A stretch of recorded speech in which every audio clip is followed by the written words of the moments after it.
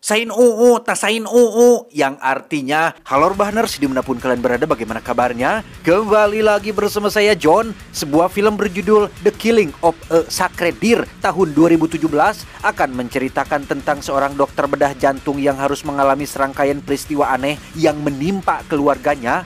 Apa yang sebenarnya terjadi? Apakah dia sudah salah bedah orang atau orang yang ia bedah belum bayar cicilan? Entahlah, daripada liar memikirkannya, langsung saja pasang handsfree, simetris, kampus serbahan, kencangkan celana dalam. Selamat menonton dan cekicrot. Get it when I get back.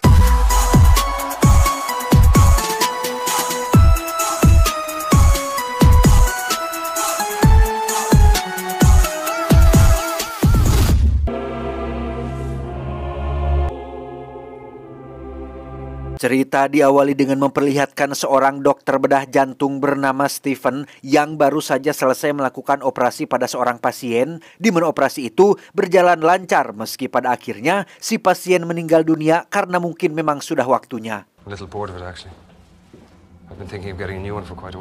Beberapa hari kemudian, Stephen terlihat sedang ketemuan dengan seorang pemuda bernama Martin. Dia adalah putra kandung dari si pasien yang meninggal tadi. Alasan kenapa Stephen melakukan pertemuan ini adalah sebagai bentuk penebusan atas rasa bersalah karena tidak bisa menyelamatkan nyawa ayahnya si Martin ini.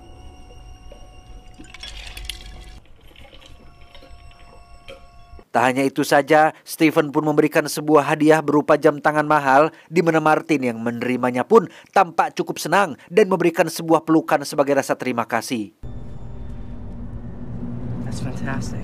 Beralih ke rumah tepat saat makan malam, kita akan diperkenalkan pada keluarga Stephen. Di antaranya ada anak si istri, Kim si kakak, dan Bob si adik bungsu. Stephen memiliki keluarga yang bahagia, sehat, sejahtera, disiplin, tidak pernah hakul adami, suka buang sampah pada susukan, dan anti makan uang riba. Sehingga lengkap sudahlah kehidupan yang Stephen miliki ini. Bob, you promised me you'd get a haircut. Not tomorrow, Dad. He has lovely hair. Keesokannya ketika Stephen sedang dinas di rumah sakit, Martin ujug-ujug datang ke sana hanya untuk menunjukkan tali jam tangan yang sudah diganti dengan kulit. Karena agak risih ditemui seseorang saat sedang bekerja, Stephen pun meminta Martin untuk kabari dulu kalau mau ketemu dan jangan pernah datang saat di jam kerja. I've got to go back in now. Okay, goodbye.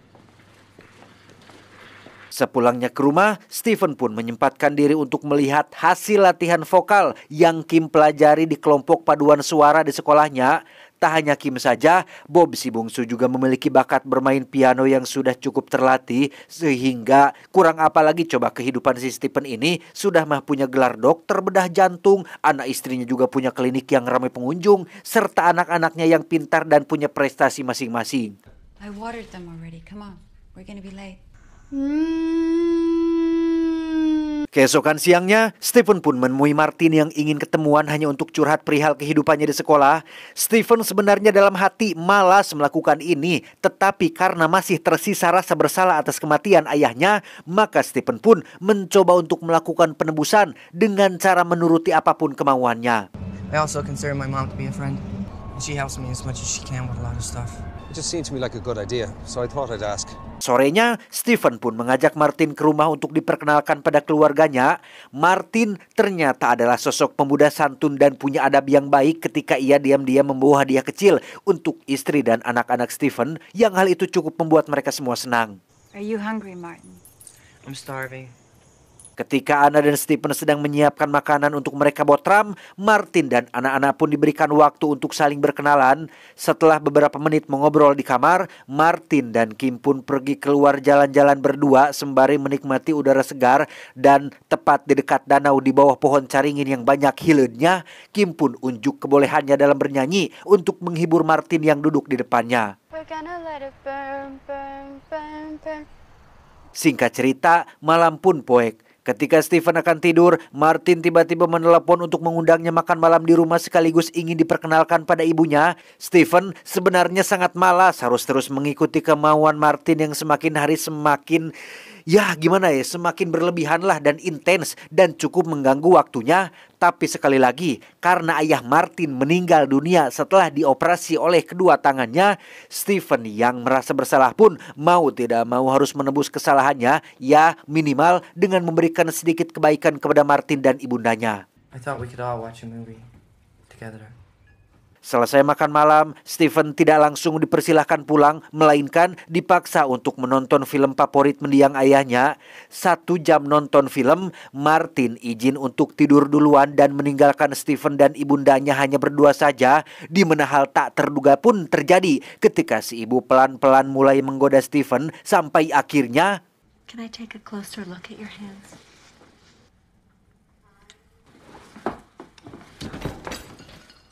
Keesokan paginya ketika Stephen baru sampai di rumah sakit, lagi-lagi ada si tangkurak Martin yang sudah duduk di ruang kerjanya. Kali ini Martin mengeluhkan tentang dadanya yang sakit dan sulit ngarenghap, sehingga Stephen langsung melakukan pemeriksaan terhadapnya.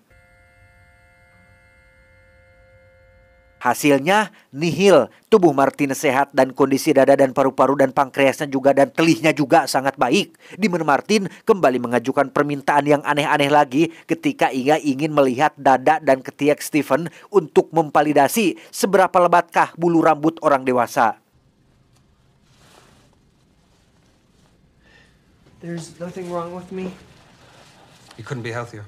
2 hari berlalu setelah Stephen mengabaikan panggilan telepon dari Martin, Stephen terlihat sedang mengunjungi rumah sahabatnya untuk makan bareng dengan menu belum lauk jair alias ikan bakar, ditambah sambal kalapa, coel sepan daun sampe, nasinya diganti dengan oyek dan lalapan lain seperti terong, lenca, bonteng, pacu, lencok, dan lain sebagainya. Di mana si sahabat yang juga dokter di rumah sakit yang sama pun sempat melihat ada sosok pemuda yang seharian berdiri di dekat mobil Stephen, yang dipastikan itu adalah si Martin yang sudah 2 hari ini terakhir ini tidak ia temui. I could be wrong, but it looked a lot like him.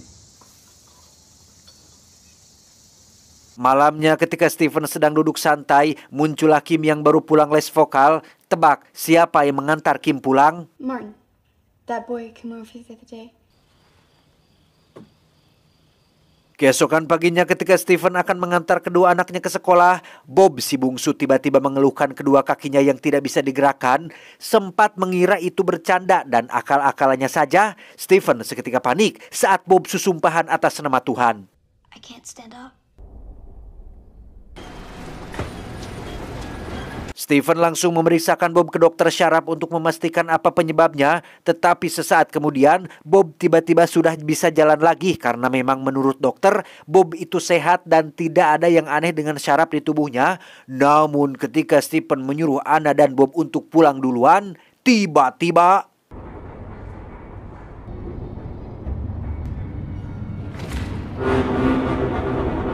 pada akhirnya, Bob pun harus dirawat di rumah sakit karena mengalami kelumpuhan lagi. Para dokter masih melakukan pemeriksaan lebih lanjut untuk mengetahui apa penyebabnya, sehingga Stephen dan Anna pun disuruh pulang dulu untuk istirahat. Good night. Goodbye, Larry. And thanks for everything. Clinic, I'll bring in those donuts he loves so much. Yes. Sementara Bob si bungsu sedang dirawat, Kim si kakak justru malah tengah asik berkeliling kota sembari dibonceng oleh Martin. Hal itu sempat mendapat teguran dari anak ibunya yang agak jengkel dengan Kim yang pulang terlalu malam. Keesokan paginya, Anna dan Stephen pun pergi ke rumah sakit untuk memeriksa keadaan Bob, yang mana saat masuk ke ruangannya sudah ada bebenguk si Martin yang katanya datang untuk menjenguk. Martin kemudian membisiki Stephen untuk berbicara 4 mata di kantin rumah sakit untuk menyampaikan suatu informasi yang katanya sangat penting. I brought you a present. It's a Swiss Army knife. Martin, I have to get back downstairs. Dan Anda mungkin akan sangat dibuat terkejut saat mengetahui jika penyebab kelumpuhan yang dialami oleh Bob ternyata adalah perbuatan dari Martin. Motifnya sudah jelas. Martin kehilangan ayahnya gara-gara Stephen yang kurang telaten saat melakukan operasi yang menyebabkan ayahnya meninggal dunia. Nah, Agar skornya seimbang yaitu 1-1, Stephen juga harus rela kehilangan salah satu anggota keluarganya. Terserah mau pilih siapa, mau anak istrinya boleh, Kim anak sulungnya boleh, atau Bob anak bungsunya juga terserah. Jika Stephen tidak segera memilih siapa yang harus dibunuh atau dikorbankan, maka resikonya adalah kematian mereka bertiga. Dimulai dengan tahap pertama yaitu kelumpuhan, fase kedua kehilangan selera makan sampai pada titik kelaparan, fase ketiga keluar darah dari mata, dan fase terakhir alias keempat adalah kematian. Unless you have any questions.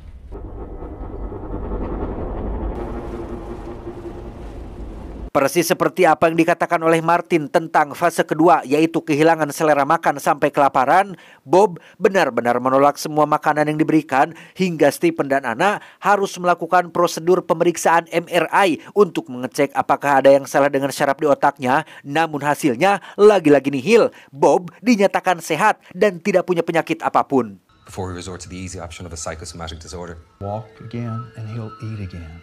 Di saat kedua orang tuanya sedang ketir dengan kondisi si bungsu, Kim si kakak justru malah tengah asik pacaran dengan Martin di kamar tidurnya, di mana Stephen sendiri mulai stres dengan langkah apa yang harus ia ambil hingga ia nekat menyeret Bob ke lorong rumah sakit dan memaksanya untuk berjalan lepas tanpa kursi roda. Come on, Bob. Let's go for a walk. Okay. Ready? Keesokan harinya ketika Kim sedang latihan paduan suara di sekolah, ia tiba-tiba mengalami hal yang sama persis dengan yang dialami oleh adiknya, yaitu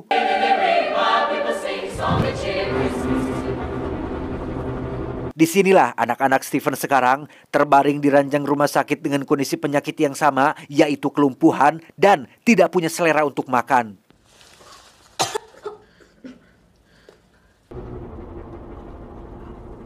Entah bagaimana caranya Martin melakukan semua ini pada kedua anaknya, Stephen langsung mendatangi rumah Martin untuk meminta penjelasan, tetapi Martin tak kunjung keluar, begitupun dengan ibunya. Malamnya, Stephen pun mengobrol dengan Anna terkait kondisi anak-anak mereka yang disebabkan oleh tengkorak Martin.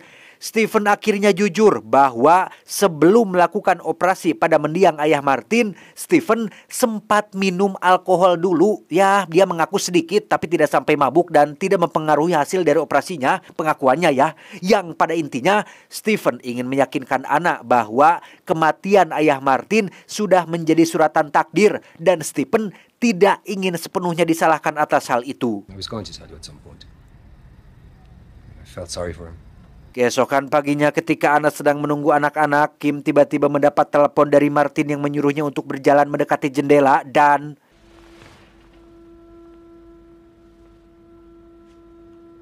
Ya, Kim seketika bisa berjalan dengan normal setelah Martin menyuruhnya untuk mendekati jendela. Entah apa yang sebenarnya terjadi. Apakah ini hanya semacam permainan yang dilakukan oleh anak-anak, atau mungkin Martin punya semacam kemampuan khusus untuk mengendalikan pikiran seseorang? Entahlah. Setelah Kim kembali ke atas ranjang dan kedua kakinya lumpuh lagi, Anna pun meminta Kim untuk jangan berhubungan lagi dengan Martin, bahkan sempat menampar wajahnya karena Kim menolak menyerahkan ponselnya. Give me my phone back. You can forget it. So, you won't be able to move either. Penasaran dengan apa yang disampaikan Stephen suaminya terkait si Martin yang ada hubungannya dengan yang kelumpuhan yang dialami oleh anak-anak, Anna pun bergegas pergi ke rumah Martin untuk memvalidasi ucapan suaminya. Yang sesampainya di sana, Martin benar-benar mengakui bahwa apa yang terjadi kepada Kim dan Bob adalah memang benar perbuatannya. This made me very upset. Thing to happen. I don't understand why I should have to pay the price. Dan jika Anda semua mengira bahwa Martin telah menggunakan obat khusus atau semacam racun supaya anak-anak menjadi lumpuh, Anda sudah salah besar. Apa yang terjadi kepada Kim dan Bob sama sekali tidak bisa dijelaskan secara ilmiah dan nalar dan logika. Makanya para dokter tidak bisa mendeteksi apa penyakitnya. You know, not long after my dad died, Sesuai judul film ini yaitu The Killing of a Sacred Deer, yang artinya pembunuhan seekor rusa suci. Ini diambil dari mitos Yunani tentang seorang raja bernama Agamemnon yang telah membunuh seekor rusa suci milik Dewi Artemis. Sebagai penebusan dosa, sang raja harus membunuh putri kesayangannya, yaitu Putri Iphigenia, kalau nggak salah, ya, Putri Iphigenia, demi untuk memperbaiki keadaannya kembali normal. Sama seperti kisah Raja Agamemnon, Stephen juga harus memilih 1 dari 3 anggota keluarganya, karena jika Stephen tidak memilih salah satunya, maka ia akan kehilangan ketiganya. The only thing I can think of as close to justice. Have a good day. Time's getting on, and if I'm late for class, I'm done for. Karena semua dokter menyerah terhadap penyakit ini, Stephen dan Anna pun memutuskan untuk merawat anak-anak di rumah saja, di mana Anna mulai menyalahkan Stephen atas musibah ini dengan mengatakan bahwa wajar Martin marah dan mengutuk keluarga mereka atas kematian ayahnya. Yang patut disalahkan adalah Stephen. Kok bisa-bisanya minum alkohol dulu sebelum melakukan operasi?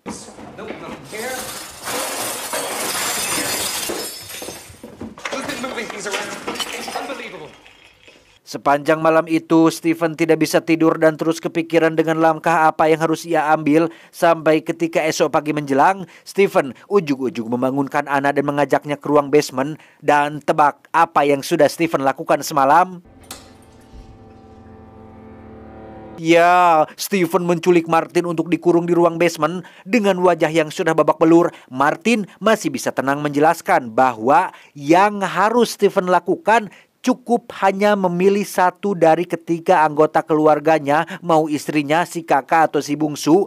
Bunuh salah satu dari mereka, maka semuanya akan kembali normal. Martin akan menjauh, Stephen bisa melanjutkan kembali kehidupannya.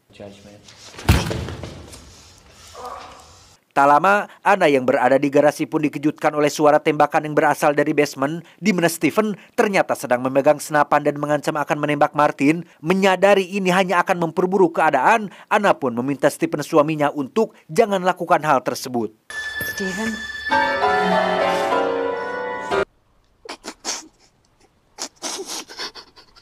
Satu hari berlalu, persis seperti yang dikatakan oleh Martin, kutukan ini pun sudah memasuki fase ketiga, yaitu darah yang keluar dari mata. Jelas kutukan ini adalah nyata dan entah bagaimana menjelaskannya. Sadar bahwa tak ada yang bisa dilakukan, Stephen pun pasrah mengikuti kemauan Martin dengan mengumpulkan istri dan kedua anaknya dalam satu ruangan, mengikat tangan dan mulut mereka untuk dipilih siapa yang harus maut di antara ketiganya.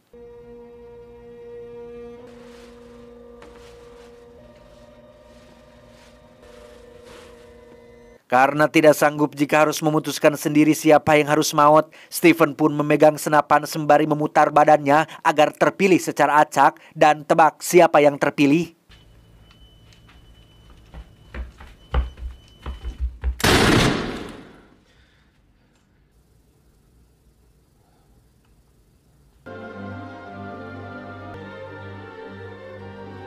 Dan ya, keesokannya di kafe yang biasa, terlihat hanya ada Stephen, Anna, dan Kim saja. Sehingga tanpa perlu saya sebutkan, Anda sudah tahu siapa yang telah dikorbankan. Dengan ini, maka tuntas sudahlah permasalahannya. Martin akan menjauh, sementara Stephen dan keluarga bisa melanjutkan kembali kehidupannya.